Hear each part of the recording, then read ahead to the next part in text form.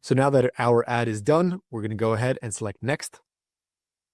And we're going to set our budget to $5, right? So whenever you're starting off, limit your budget to $5 because you need to see what your campaign is doing. You need to see the search terms. You need to see what audiences. You need to see how much are the clicks costing, et cetera, right?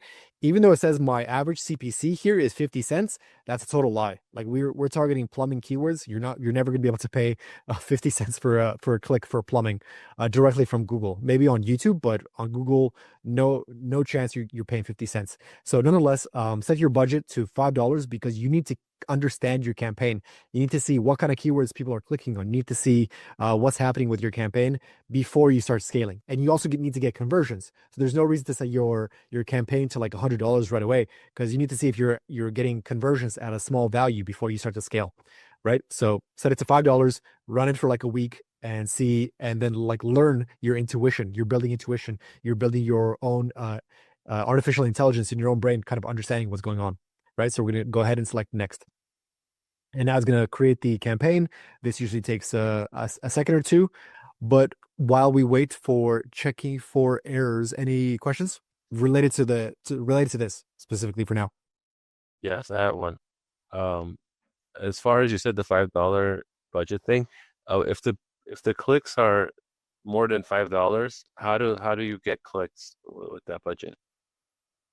That's when you start to increase your risk assessment, right? So like if this is depends on your level, right? So I'm the majority of people are going to be beginners. So for beginners, I always say $5 and you need to understand like how the whole campaign thing works, right?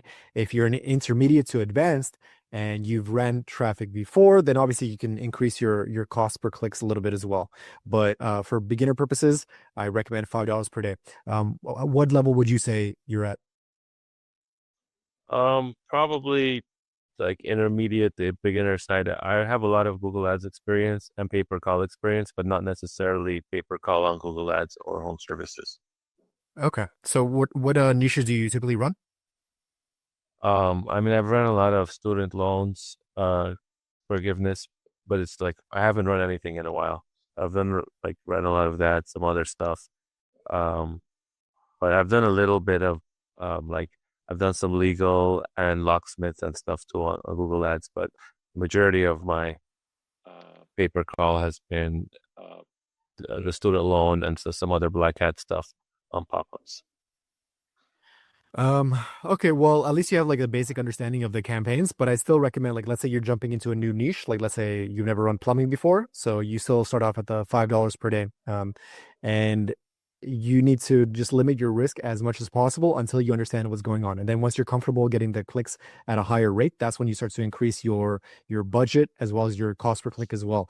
But if you've never run plumbing before, if you've never run like roofing before, then you want to limit your upside until you start becoming comfortable with it until you start seeing the search terms, until you start like seeing some at least some phone calls coming in, right? So